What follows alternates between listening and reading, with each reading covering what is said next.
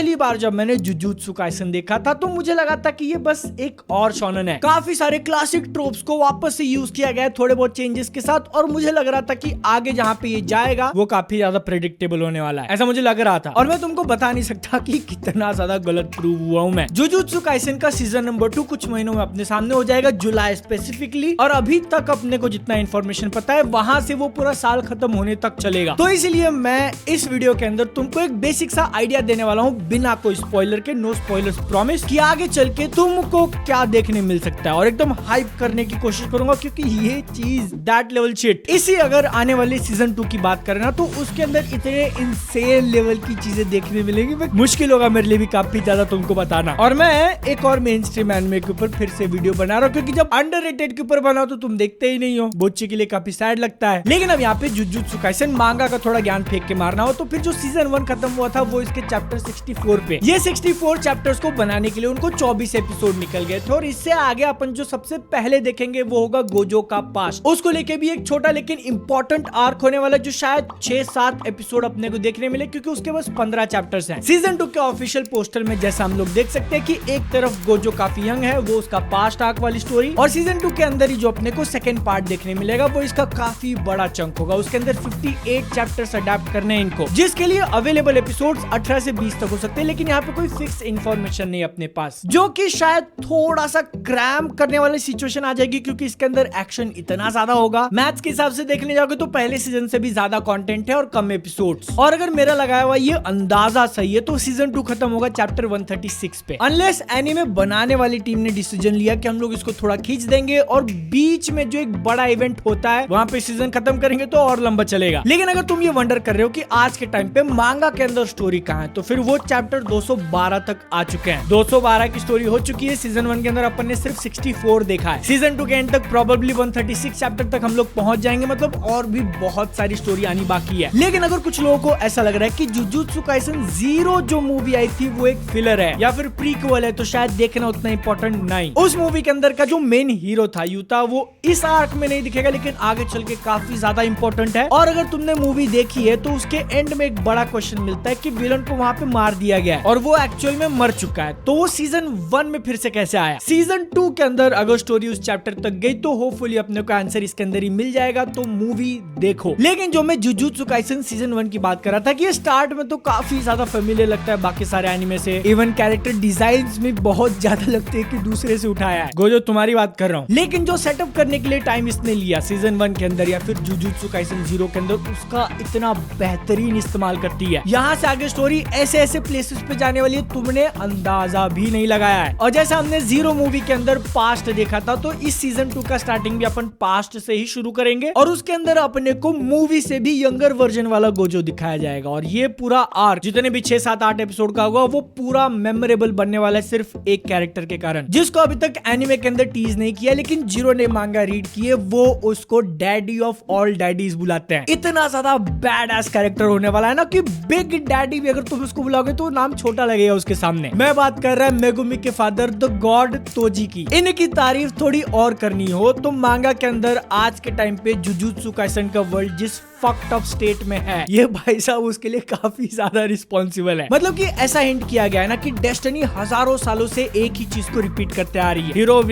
Villain, लेकिन जहाँ पे तोजी आया डेस्टिनी की मार के रख दी उसने। और यहाँ पे शायद मैं नॉर्मली साउंड कर सकता हूँ लेकिन वो one of the top tier favourite characters में से आता है पूरे जुजुत्सु काइसन में। उसकी पावर इतनी ज्यादा ब्रोकन है ना कि बड़े से बड़े सूरमा भी कांपने लगते हैं उसके प्रेजेंस को फील करके। और मैं यहाँ पे एक्स्ट्रा हाइप नहीं क्रिएट करना चाहता लेकिन भाई फैंस को जो रिएक्शन होंगे ना वो सिर्फ इमेजिन कर सकता हूँ जब वो बंदा किसी एक सर्टेन डोमेन में नीचे से घुस के आएगा और मछलियों से लड़ेगा। ओहो बूम। गोजो का ये वाला पास्ट आर्क खत्म होने के बाद हम लोग फाइनली प्रेजेंट डे में आएंगे जहाँ पे सीजन 1 खत्म हुआ था। और the dudes and the ladies, अगर तुमको जुजुत्सु काइसन थोड़ा भी पसंद है तो ये वर्ड्स को याद कर लेना, शिबुया इंसिडेंट। और ये बोलते वक्त काफी ज्यादा क्लीशेड हो जाएगा लेकिन तुम रेडी नहीं हो इसके लिए। वहां पे जो होने वाला है शिबुया के अंदर इमेजिन भी नहीं कर सकते भाई, कितना ज्यादा जेनरिक साउंड कर रहा हूं मैं, लेकिन वो पैनल्स अभी मेरी आंखों के सामने आ रहे हैं ना, तो नहीं हो रहा यार, दूसरे शब्द ही नहीं मिल रहे मुझे। जो वर्ड्स दिमाग में आ रहे हैं वो बोल दूंगा तो शायद तुमको थोड़ा बहुत अंदाजा लग जाएगा, जो कि मुझे नहीं देना, क्योंकि इस शिबुया इंसिडेंट आर्क के अंदर इतनी सारी चीजें होने वाली है ना कि तुमको एक्साइटमेंट भी होगा, फाइट्स देख के तालियां भी मारोगे, काफी ज्यादा इमोशनल भी होने वाले हो, चीयर करोगे, शॉक में निकालोगे, सब कुछ होएगा। अब तक अपन सिर्फ जापान के अंदर है, लेकिन आगे चल के ये इंटरनेशनल भी जाती है और तुम बिलीव ही नहीं करोगे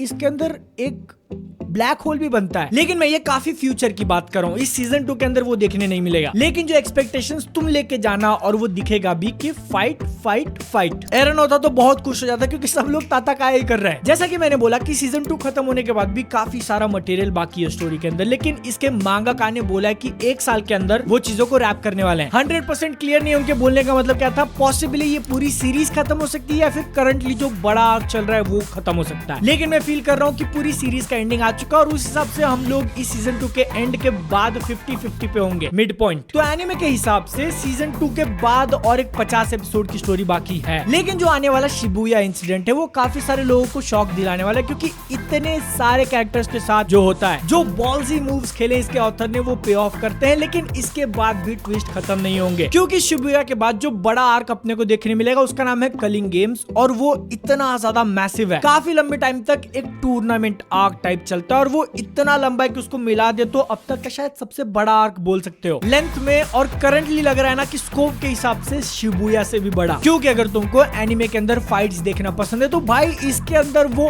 और ज्यादा देखने मिलेंगे सीजन 2 से भी। लेकिन मैं जब इसकी मांगा रीड कर रहा था ना तो ये कलिंग गेम्स के टाइम पे मैंने उसको छोड़ दिया, क्योंकि टूर्नामेंट आर्क सुनने के बाद तुमको लग रहा होगा कि एक कैरेक्टर दूसरे से लड़ेगा, नेक्स्ट स्टेज पे प्रोग्रेस करेगा। इतना सिंपल नहीं है। पहली बात तो जो मैसिव इंफॉर्मेशन डंप वो लोग करते हैं ना, उसको प्रोसेस करने में 4 बार रीड करना पड़ा, और एक के बाद एक इतनी सारी फाइट्स दिखाई ना कि एक टाइम के बाद लगने लगा भाई अब बस थोड़ा आराम कर लेता हूं मैं। लेकिन एक बात है कि शिबुया जितना बड़ा इंसिडेंट होने के बाद थोड़ा टाइम लेती है अपने को फिर से बिल्ड करने में, और अब स्टोरी के अंदर 212 चैप्टर पे वो इस पॉइंट पे ना कि लिटरली बॉम्ब बुला सकते हो उसको, रेडी टू एक्सप्लोड। अब तक के चैप्टर्स रीड करते वक्त ऐसा लग रहा था कि मेरे को अंदाजा आ रहा है स्टोरी कहां पे जाने वाली, लेकिन फिर भी अंदाजा नहीं था कि स्टोरी कहां जाने वाली है। तुमको पता है कि वो विलन है और ये विलन है, ये लोग कुछ प्लान कर रहे हैं, लेकिन वो क्या प्लान कर रहे हैं तुम सोच भी नहीं सकते, और ये मैं कितनी बार बोल दिया। इवन जो बड़े बड़े विलन्स है ना भाई, वो भी आपस में डिवाइडेड है और उनके भी लग रहे कि प्लान्स मैच शायद ना हो। कौन किसके साथ है नो आइडिया। सुकुना का क्या मकसद है, सीजन 1 के अंदर जो तुम बड़ा विलन देख रहे हो उसका क्या मकसद है वो तो क्लियर हो जाता है, लेकिन 200 से ज्यादा चैप्टर होने के बाद भी अपने को नहीं बताया कि सुकुना को क्या चाहिए। वो अभी भी एक गूगली बना हुआ है और किस तरफ घूमेगा किसी को नहीं पता। इतादोरी यूजी जो कि तुम मेन कैरेक्टर अज्यूम करके चल रहे हो, उसके पास्ट के बारे में भी काफी इंपॉर्टेंट डिटेल्स पता चलती हैं, और एक कैरेक्टर का नाम मैं स्पेसिफिकली मेंशन करना चाहूंगा जो तुम शायद अंदाजा नहीं लगा रहे हो, लेकिन माकी। इन्फिनिटी वॉर के आने के बाद थॉर जैसे बहुत सारे लोगों का फेवरेट बन चुका था ना, ये माकी के साथ होने वाला है। जब वो कुछ करेगी, she will do something massive. इससे ज्यादा नहीं बोलेगा मैं, क्योंकि जब तुम देखोगे तुम्हारा मुंह खुला का खुला रहने वाला है। मैंने जब मांगा के अंदर वो वर्ड्स रीड किए कि डिस्ट्रॉय एवरीथिंग, मेरे को गूज बम्स आ गए थे। और अगर तुमको लग रहा है कि मैं बहुत ज्यादा तारीफों के पुल बांध रहा हूँ, चाटे जा रहा हूँ, तो भाई अब तक मैं उस पॉइंट पे आया ही नहीं जिसलिए मैंने ये वीडियो बनाया है। एक्साइटमेंट में शब्द नहीं निकल रहे। चैप्टर 212 रीड करने के बाद माइंड में वर्ड्स है कि होली, और मैंने अपना सर पकड़ लिया। 212 में कुछ ऐसा होता है, और वो देखने के बाद लगता है कि अब इस पूरे सीरीज का जो फिनाले है ना वो शायद रीच में आ चुका है। इतनी सारी चीजें जो अपने को सीजन 1 में सेटअप कर गई है वो अब जाके पे ऑफ कर रही है। और अगर तुमको ऐसा लग रहा है कि जुजुत्सु वर्ल्ड के अंदर एक ऐसा कैरेक्टर है गोजो, इतना ज्यादा पावरफुल, उसको बोला गया है कि सबसे स्ट्रॉन्गेस्ट है, तो उसके सामने वो लोग क्या ही विलन खड़ा करेंगे जिससे भाई को चैलेंज मिलेगा कुछ। लेकिन 212 के बाद अब भाई लग रहा है कि वो कैसे लड़ेगा इनके साथ। हाँ, अनलेस गोजो सातारू को एक मैसिव पावर अप नहीं दिया गया, आई एम नॉट श्योर भाई क्या होने वाला है। और वो जो बोलते हैं ना कि hell is going to break loose, तो इसके अंदर वो लिटरली हो जाएगा। और मैंने ये वर्ड्स काफी सोच समझ के बोले हैं। वीडियो को खत्म करने से पहले लास्ट पॉइंट मेरा उस बंदे की बात करनी पड़ेगी जिसके लिए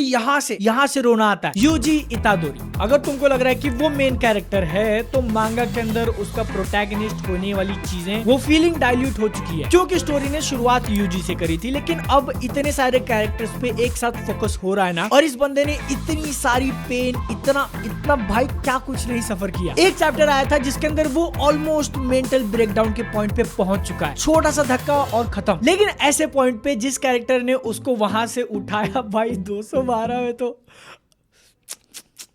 दुख और ज्यादा लगता है यूजी के लिए। मतलब ट्विस्ट बड़ा है, लेकिन ट्विस्ट से भी ज्यादा उसका जो रिएक्शन है और उसके लिए जो गम है वो और भी ज्यादा बड़ा। क्या करे, बंदे की किस्मत में सिर्फ ट्रेजेडी लिखी है। और वही सेम चीज इस वीडियो के कमेंट सेक्शन में भी होगी ही, अगर शिबुया को पूरा अडॉप्ट नहीं किया और तुमको KLPD पे छोड़ दिया तो। लेकिन अगर इस टाइप की वीडियोस तुमको पसंद आए तो फिर और बनाना है, नीचे कमेंट सेक्शन में बता देना। मिलता है अगली वीडियो में, टट्टा।